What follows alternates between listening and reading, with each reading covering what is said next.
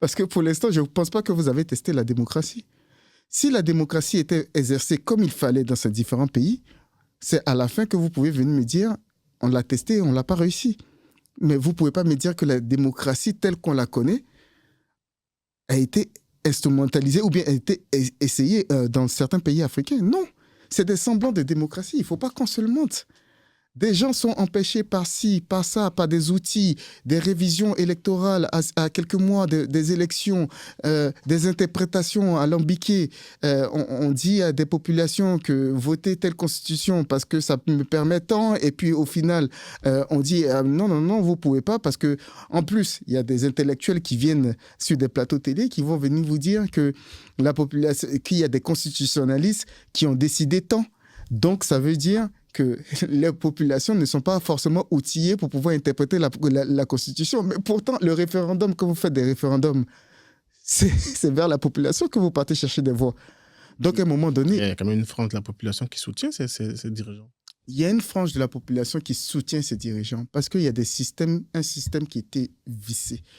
Depuis longtemps, comme je vous disais, quand un régime est très longtemps au pouvoir, il a des racines.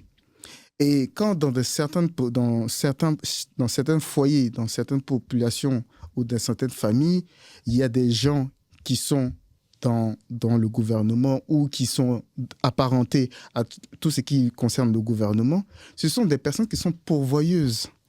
Non mais... Et comme ces personnes sont pourvoyeuses, à un moment donné, les gens se posent des questions. En Côte d'Ivoire, on a quand même eu 40 ans de gestion de pouvoir par le PDC. Ça n'a pas empêché qu'il y ait un changement de régime, parce qu'il y a quand même une partie de la population qui a pris conscience. Et puis bon, voilà, aujourd'hui, le PDC n'est toujours pas revenu au pouvoir. Je veux dire quoi? Au Cameroun, si je prends le cas du Cameroun, tu ne me diras pas qu'il n'y a pas que des jeunes qui sont conscients de la chose, qui se rendent compte qu'il y a 40 ans de gestion et le bilan n'est pas forcément positif et qu'il faut peut-être donner de la chance à d'autres personnes. Tout à l'heure, je parlais de Cabral, par exemple. Donc, je ne sais pas, toi, dans la tête du Camerounais, par exemple, qu'est-ce que tu vois? Alors, je vais vous dire, dans la tête du Camerounais, bien vrai que je suis vraiment critique vis-à-vis de la jeunesse camerounaise, je ne vais pas le cacher. Je pense qu'à un moment donné, il y a un début à toute chose.